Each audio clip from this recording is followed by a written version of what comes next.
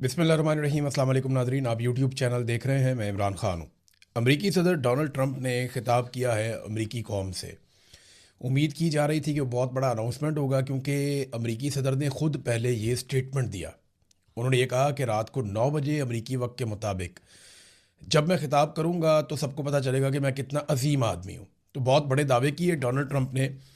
लेकिन जब Donald Trump ने खिताब किया तो उसके बाद पूरी दुनिया से जो तज्जिया आ रहा है वो एक ही है। मैंने खुद खिताब सुना, मैं भी इंतज़ार कर रहा था, पता नहीं अब डोनाल्ड ट्रंप क्या कहने वाला है। तो रात गए तक हमने इंतज़ार किया, क्योंकि अमेरिका का और बरतानिया का भी टाइम का फ़र्क है, और पाकिस्तान का और अमेरिका का तो बहुत ज़्यादा फ़र्क है, लगभग आधे का फ़र्क है। तो डोनाल्ड ट्रंप ने जो खिताब किया उसके अंदर कोई नई बात थी ही नहीं। यानी उस खिताब के अंदर कुछ ऐसा नहीं था जिसको आप ये कहें कि ये पहले से हमें नहीं पता था, या डोनाल्ड ट्रंप ने ये वाला दावा पहले नहीं किया था। पहले ज़रा आप देख लें लुब्बे लुबाब था क्या। ज़्यादा लंबा खिताब नहीं था। डोनाल्ड ट्रंप ने बताया, जनाब हमने बहुत तबाही फेर दी है ईरान में, और बहुत बुरी सूरत हाल पैदा कर दी है। ईरान के सारे लीडर्स मार दिए हैं, उनकी एयरफोर्स, बेरिया और उनकी मिसाइल कुव्वत सब तबाह कर दी है। ईरान कभी भी एटमी कुव्वत नहीं बन सकेगा। इससे पहले दुनिया में जो जंगें हुई हैं वो बहुत लंबी लंबी जंगें हुई हैं। वर्ल्ड वॉर वन कितना अरसा चली, वर्ल्ड वॉर टू कितना अरसा चली, फिर जो बड़ी बड़ी बाकी जंगें, उन सब का उन्होंने हवाला दिया कि वो जंगें कितना कितना लंबा अरसा चलती रहीं। लेकिन हमने एक शानदार मिलिट्री ऑपरेशन सिर्फ 32 दिनों के अंदर मुकम्मल किया है, और बड़ी ज़बरदस्त कामयाबियां हासिल की हैं। दुनिया और अमेरिका पहले से ज़्यादा महफूज है और पहले से ज़्यादा मजबूत है। ये एपिक फ्यूरी का जो ऑपरेशन है, इसका नाम इन्होंने एपिक फ्यूरी रखा था ऑपरेशन का, जो इसराइल ने और अमेरिका ने मिलकर किया था ईरान के ऊपर। ये शानदार कामयाबियां हैं। अब लगता ये था कि शायद डोनाल्ड ट्रंप कोई जंगबंदी का ऐलान कर देगा। बहुत सारे लोग ये कह रहे थे कि जंगबंदी का ऐलान नहीं भी करेगा तो डोनाल्ड ट्रंप इसका इशारा दे देगा। डोनाल्ड ट्रंप ने ना तो जंगबंदी का ऐलान किया वाज़े तौर पे, ना कोई उसका ऐसा इशारा दिया जिसकी बुनियाद पे हम आज ये कह सकें कि जंगबंदी होने वाली है। लेकिन डोनाल्ड ट्रंप की बातों से ऐसा लगता है जैसे वो जंग से जान छुड़ाना चाह रहा है। वो कह रहा है जी मुझे बहुत कामयाबियां मिल गई, मैं तो बहुत कामयाब आदमी हूँ, और अमेरिका को तो मैंने जितवा दिया है, अमेरिका तो जीत गया है, अमेरिका तो बहुत आगे निकल गया है, हमने अपने मकासद हासिल कर लिए हैं, बस थोड़े से रह गए हैं, कुछ अरसा और होगा, फिर मज़ीद बड़े हमलों का इंदिया भी दिया कि ज़्यादा लीथल अटैक किया जा सकता है अमेरिका की जानिब से और इसराइल की जानिब से ईरान के ऊपर। ये उन्होंने इशारा दिया। लेकिन जो असल बात है जिसका दुनिया इंतजार कर रही थी कि शायद कोई जंगबंदी का अनाउंसमेंट हो जाएगा, जिससे लोग कहेंगे कि ट्रंप तो बहुत अजीम आदमी है, अपना काम करके निकल गया और क्रेडिट भी नहीं लिया। और दूसरा एक ये तवक्को की जा रही थी कि हो सकता है कि डोनाल्ड ट्रंप नेटो से निकलने का ऐलान कर दे कि जनाब अब हम नेटो का हिस्सा नहीं है। लेकिन डोनाल्ड ट्रंप ने वो ऐलान भी नहीं किया। इसका मतलब यह है कि डोनाल्ड ट्रंप जो कहना चाहता था वो कह नहीं पाया। इसकी वजह क्या हो सकती है? कुछ ना कुछ तो ऐसा हुआ है जिसकी वजह से डोनाल्ड ट्रंप ने अपनी वो अनाउंसमेंट कैंसिल की जो रात 9 बजे अमेरिका टाइम के मुताबिक डोनाल्ड ट्रंप करने वाला था। तो ऐसा क्या वो कहने वाला था जो माहिरीन है अमेरिका के अंदर, उनको 3-4 चीज़ों की तवक्को थी। एक, कुछ लोग ये कह रहे थे कि डोनाल्ड ट्रंप ऐलान करेगा कि ज़मीनी अफवाज ईरान में उतरने वाली हैं, लेकिन ये चीज़ ऐलान किए बगैर होनी चाहिए जब भी होगी, असूल भी यही है।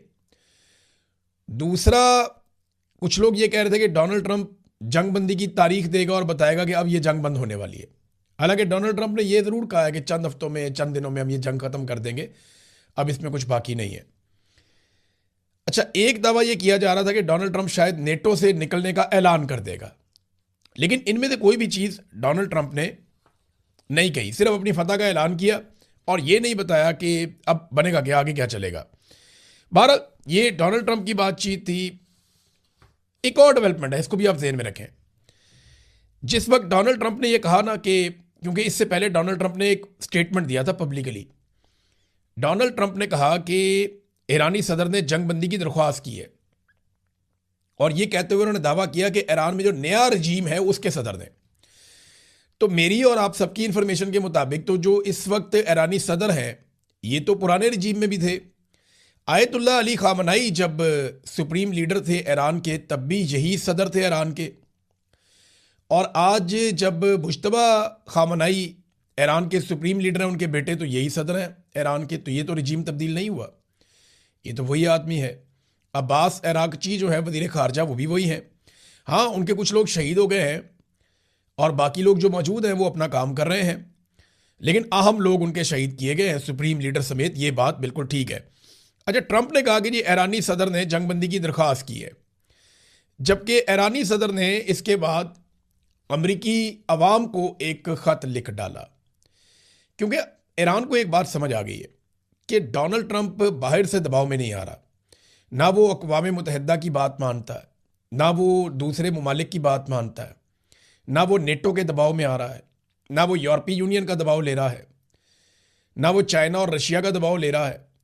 फिलहाल डोनाल्ड ट्रंप को सिर्फ फिक्र इस बात की है कि अमेरिका के अंदर उसके साथ और उसकी फैमिली के साथ क्या होने वाला है। तो इसलिए शायद ईरानियों की अब तवज्जो का मरकज़ अमरीकी अवाम भी है, और वो अक्सर अमरीकी अवाम के लिए पैगाम जारी करते भी रहते हैं। तो ईरानी सदर ने अमरीकी अवाम के नाम ख़त लिखा, और इस ख़त के अंदर किसी किस्म की जंगबंदी का तस्करा नहीं किया। एक ऐसा सदर जो जंगबंदी की दरख्वास्त कर रहा है, वो अमरीकी सदर के मुताबिक वो दरख्वास्त कर रहा है, लेकिन जब वो अमरीकी अवाम को ख़त लिखता है तो उसमें जंगबंदी का तस्करा ही नहीं होता।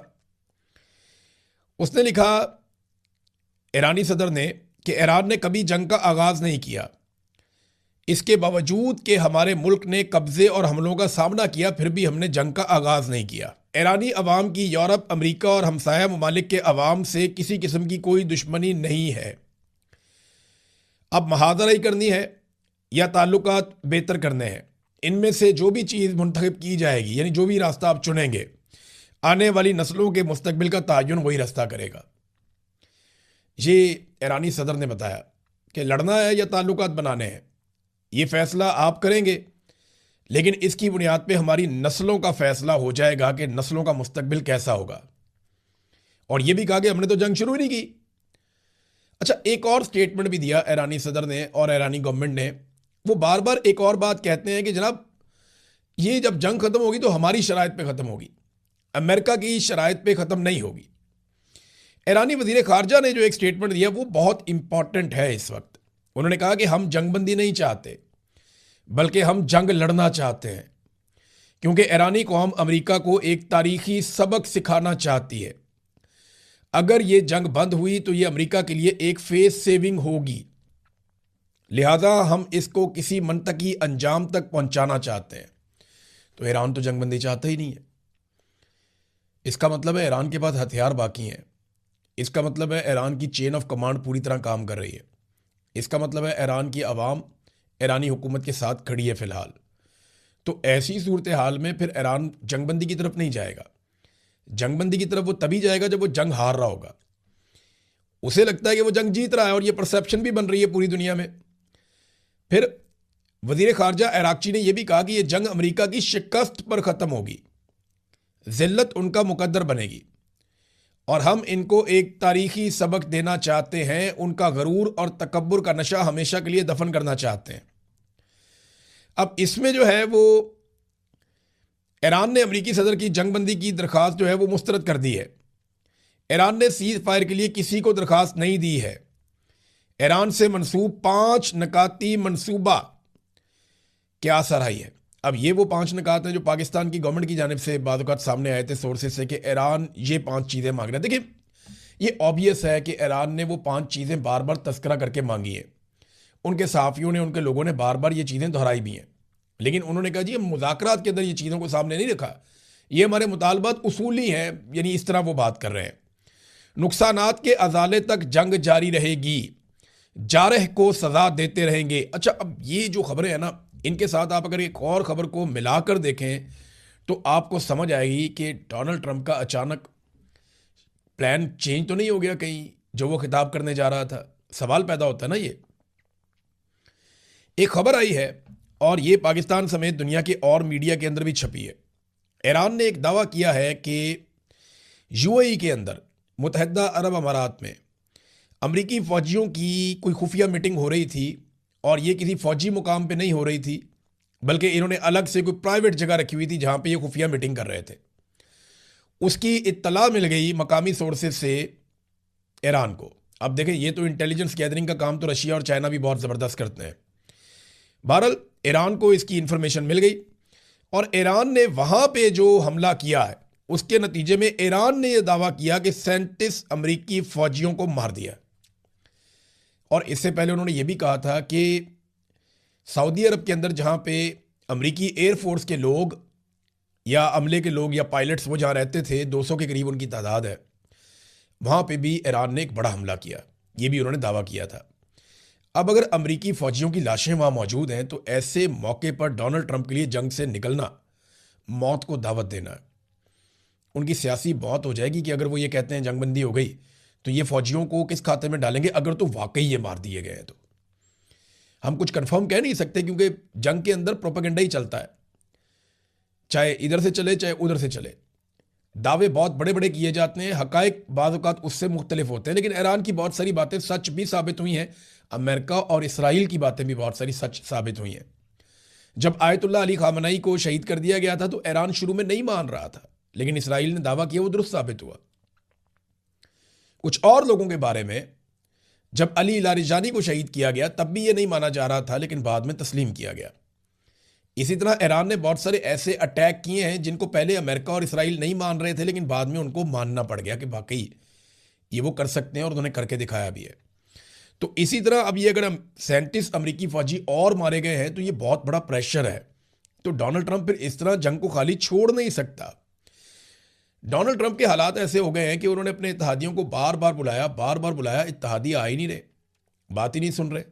तो मैक्रोन जैसे आदमी को, जिससे डोनाल्ड ट्रंप के अच्छे ताल्लुकात हैं, डोनाल्ड ट्रंप ने उसके बारे में पब्लिकली कहना शुरू कर दिया कि उसकी अहलिया उससे बहुत बुरा सलूक करती है, मारती है, वो अभी भी अपने जबड़े की तकलीफ में है और उसका मुंह रिकवरी के मराहिल में है। अब ये डोनाल्ड ट्रंप का स्टेटमेंट है पब्लिक के अंदर, लोग हंस रहे हैं। तो ट्रंप अब ट्रोलिंग कर रहा है उन लोगों की। मोहम्मद बिन सलमान की ट्रोलिंग की चंद दिन पहले, बड़े घटिया अल्फाज मोहम्मद बिन सलमान के बारे में इस्तेमाल किए। अभी तक सऊदी अरब की जानिब से कोई जवाब नहीं आया, लेकिन बहरहाल मैक्रोन ने क्योंकि इनकार कर दिया कि जहाज़ मैं नहीं भेज सकता जंग के अंदर, जंग के बाद भेजूंगा। तो ये जब एक और चीज़ भी मैं आपको बताता हूँ, बरतानिया में ना एक मीटिंग हो रही है, ये एक बहुत बड़ी मीटिंग है।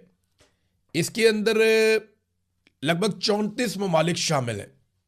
इन 34 ममालिक में जो अहम तरीन ममालिक हैं, मैं उनके नाम भी आपको बता देता हूँ। ये कौन से मुल्क हैं जो इस मीटिंग में शामिल हो रहे हैं। ये आबनाए हुर्मुज़ को खुलवाने के लिए बरतानिया में मीटिंग हो रही है। जो अहम ममालिक हैं उनमें खुद बरतानिया है, इसमें एक यूएई है और बहरीन है। ये दो ममालिक गल्फ से गए हैं, सऊदी अरब नहीं है, बाकी ममालिक नहीं है इसमें, उर्दन भी नहीं है, ओमान भी नहीं है, कतर भी नहीं है। हालांकि ये ममालिक बातचीत में किरदार अदा कर सकते हैं, लेकिन ये ममालिक नहीं, सिर्फ यूएई है और बहरीन है। New Zealand, Japan, Italy, Germany, France, Canada, Bahrain, Australia और बरतानिया मेज़बानी कर रहा है। ये ममालिक और 34 ममालिक हैं टोटल, जिनमें ज़्यादातर यूरोपीय हैं। ये आबनाए हुर्मुज़ को खुलवाने के लिए एक मीटिंग कर रहे हैं ताकि कोई रास्ता निकाला जाए।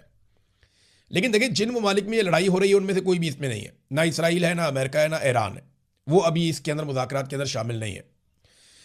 चाइना भी नहीं है, बहुत बड़ा स्टेक होल्डर है। रशिया भी नहीं है इन मुज़ाकरात के अंदर, इन बातचीत के अंदर। ये जो हो रही है को होस्ट कर रहा है बरतानिया।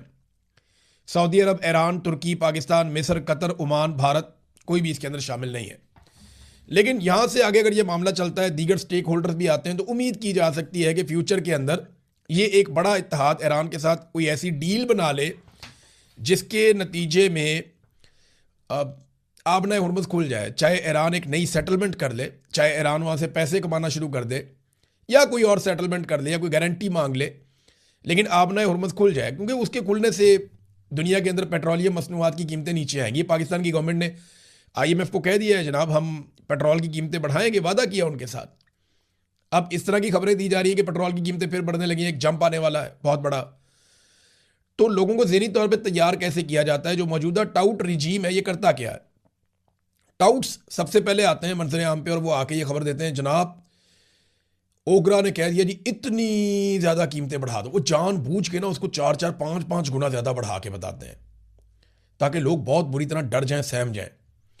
और उसके बाद हुकूमत आती है, जनाब हमें तो कहा गया था कि 400 रुपये कीमत बढ़ा दो, लेकिन हम जो है वो 50 रुपये बढ़ा रहे हैं, हमने कौम के ऊपर बड़ा अजीम एहसान कर दिया है। ये इनका तरीका वारदात है, अपने आप को अच्छा दिखाने के लिए कि मैं तो तुम्हें गोली मारने वाला था, तो मुझे मशवरा तो ये दिया गया था कि तुम्हें गोली मार दी जाए, लेकिन मैंने डंडा मारने का फैसला किया है। लेकिन पर मार ही रही है, आम आदमी को मार ही पड़ रही है। जो असल बात है वो ये है। बहरहाल डोनाल्ड ट्रंप के खिताब से कुछ निकला नहीं, लेकिन दो मजीद अरब ममालिक ने अब ये फैसला कर दिया और इससे आगाह भी कर दिया है कि वो किसी के खिलाफ किसी भी जंग में हिस्सा लेने नहीं जा रहे। और कैटेगोरिकली दो ममालिक ने कह दिया, पहले कतर ने ये बात की थी, ओमान उससे पहले कह चुका था, और अब ये बात बहरीन की जानिब से भी की गई है। यूएई एक ऐसा मुल्क है जो आपने हुर्मुज़ को खुलवाने के लिए एक आलमी इत्तेहाद बनाना चाहता है जिसमें वो खुद भी शामिल हो, यानी वो बराह रास्त अरब ममालिक में से एक ऐसा मुल्क होगा जो ईरान के साथ जंग में भी जा सकता है। लेकिन सऊदी अरब ने अभी तक इसके बारे में कोई बात नहीं की, और सबसे इंपॉर्टेंट बात जो भी होगी वो सऊदी अरब की जानिब से होगी। नाज़रीन, एक और खबर देखिए, कुछ सहाफ़ी ये समझते हैं कि जो प्रेस रिलीज़ है वही असल खबर है, या जो गवर्नमेंट ने स्टेटमेंट जारी कर दिया या एलामिया जारी कर दिया वही असल खबर है। होता यह है कि असल खबर बाद वक़्त कोई और निकलती है। मैंने ऐसे ही एक खबर दी थी, अब उसकी तस्दीक भी हो रही है कि चाइना मुज़ाकरात करवा रहा है पाकिस्तान के और अफ़गानिस्तान के कि जंग बंद हो जाए, यहाँ पे लड़ाई नहीं होनी चाहिए। ये ज़रा आप अफ़गानिस्तान का मैप देखें, इसके अंदर ये काबुल है। अफ़गानिस्तान के नीचे की तरफ आप देखेंगे ना तो आपको नज़र आएगा ईरान, एक तरफ पाकिस्तान है, एक तरफ ईरान है। ये बगराम एयरबेस बहुत इंपॉर्टेंट है, अमेरिका इसे हासिल करना चाहता है क्योंकि इस एयरबेस तक जितना सामान अमेरिका ले जाना चाहे वो सप्लाई पाकिस्तान के रास्ते से हो सकती है। माजी में भी होती रही है, अभी भी हो सकती है। तो अमेरिका को ये बड़ी सूट करती है कि अगर अमेरिका ने इस खित्ते में अगर अपनी अमलदारी जारी रखनी है और इस खित्ते के अंदर अमेरिका ने इन्फ्लुएंस अपना बरकरार रखना है, चाइना और रशिया के लिए प्रॉब्लम क्रिएट करने हैं, तो उसको यहाँ पे बैठना पड़ेगा आकर। एक नई सर्द जंग शुरू होने वाली है इस खित्ते में। अमेरिका को बगराम एयरबेस चाहिए और इसके लिए पेंटागन ने डोनाल्ड ट्रंप को बताया था। डोनाल्ड ट्रंप ने अफगानिस्तान से मांगी थी और यह कहा था कि अगर तुमने बगराम एयरबेस ना दी हमें तो फिर तुम्हें नताइज भुगतने होंगे और बहुत बुरा होगा तुम्हारे साथ। फिर पाकिस्तान ने अफगानिस्तान के ऊपर फिजाई हमले शुरू कर दिए। चाइना इससे बिल्कुल खुश नहीं है। चाइना ये जानता है कि अमेरिका अफगानिस्तान में आकर बैठेगा तो अब वो कोई जंग नहीं लड़ने जा रहा अफगान तालिबान के साथ। वो जब भी यहां पे आकर बैठेगा चाइना के और रशिया के मफादात के खिलाफ आकर बैठेगा। जब वो आएगा तो बहुत सारे गैजेट्स लेकर आएगा, जब वो आएगा तो बहुत बड़ा जासूसी का नेटवर्क लेकर आएगा, जब वो आएगा तो सी पैक के खिलाफ पूरा मंसूबा लेकर आएगा, जब वो आएगा तो चाइना और रशिया के रास्ते में रोड़े भी अटकाएगा और इस रीजन को डिस्टेबलाइज करेगा। क्योंकि अगर ये स्टेबल हो जाते हैं और आगे बढ़ते हैं तो ये वो जगह लेंगे दुनिया में जो अमेरिका के पास है। तो इनको रोकना भी होगा ना अमेरिका को। देखिए, बाद औक़ात आप अच्छा खेलते हैं, लेकिन जब आप अच्छा नहीं खेल रहे होते तो आप कोशिश करते हैं कि दूसरा भी अच्छा ना खेले या उसका खेल खराब कर दिया जाए कि ना खेलेंगे ना खेलने देंगे। इससे भी आप अपनी पोजीशन बचाते हैं और यही काम अमेरिका करने जा रहा है। तो अमेरिका को पाकिस्तान की मदद चाहिए अफगानिस्तान के अंदर बगराम एयरबेस लेने के लिए। अब पाकिस्तान लगातार जो कर रहा है, चाइना इससे खुश नहीं है। और चाइना अब से नहीं, चाइना बड़े लंबे अरसे से खुश नहीं है, क्योंकि जनरल बाजवा ने अमेरिकन को यह कहा था जब वो आर्मी चीफ थे कि देखें आप हमें ऐसे लोगों की तरफ क्यों धकेलते हैं, हम जिनकी तरह कपड़े नहीं पहनते, हम जिनकी ज़ुबान नहीं जानते, हमारे बच्चे वहाँ पे उन मुल्कों में जाते नहीं हैं, हमारी फैमिलियाँ वहाँ घूमने नहीं जाती, हमारे बच्चे वहाँ पढ़ने नहीं जाते, हमारे बच्चे पढ़ने के लिए आपके मुल्कों में आते हैं, हमारी फैमिलीज घूमने के लिए आपके मुल्कों में आती हैं, हम आपकी ज़ुबान भी जानते हैं, आपकी तरह कपड़े भी पहनते हैं, तो आप हमें अजनबी लोगों की तरफ क्यों धकेल रहे हैं। ये चाइना का इशारा करते हुए जनरल बाजवा ने ये जुमले बोले थे अमेरिकन के साथ। और ये बात जनरल बाजवा ने बाकायदा एक मीटिंग में सहाफ़ियों को बताई थी। लकीली मैं भी वहाँ पे मौजूद था। जनरल बाजवा बड़ी फूंफा करके ये बात बता रहे थे, बड़े तकब्बुर के साथ ये बात बता रहे थे, मैंने तो अमेरिकन को ये कहा है। लेकिन ये बात चाइनीज़ तक भी गई ना, तो चाइनीज़ काफ़ी नाराज़ हैं पाकिस्तान की एस्टेब्लिशमेंट से कि लगातार पाकिस्तान की एस्टेब्लिशमेंट अमेरिका को प्रेफर कर रही है और चाइना के रास्ते में रोड़े अटकाने वाली पॉलिसी का हिस्सा बन रही है। तो ये जो अभी इसहाक डार साहब गए हैं, इसमें एक बॉडी लैंग्वेज भी आप देख लें एक वीडियो में, जहां पे चीन और पाकिस्तान के वज़ीर ख़ारजा आमने सामने खड़े हैं। ये अगर आप वीडियो गौर से देखें और इसकी बॉडी लैंग्वेज को आप समझें तो आपको आइडिया हो जाएगा कि इसहाक डार साहब जान छुड़ा रहे हैं कि मैं गले मिल लूँ किसी तरह, कोई वीडियो अच्छी बन जाए, और वो थपथपा के फ़ौरन उनको जो है वो अगली बात करते हैं। तो उनका जो बोलने का अंदाज़ और उनका जो रवैया है उससे नज़र आ रहा है कि कोई इतनी कोई प्लेजेंट मीटिंग नहीं है। और चाइना देखें फेस सेविंग देता है हमेशा अपने दोस्तों को। चाइना पब्लिकली वो बात उस तरह से नहीं करता जब तक कि उनकी बस ना हो जाए। वैसे भी पाकिस्तान के ऊपर उन्होंने 50-60 अरब डॉलर लगाए हुए हैं, तो वो अपना पैसा ऐसे ज़ाया तो नहीं करेंगे। पाकिस्तान के साथ वो ताल्लुक़ रखना चाहते हैं।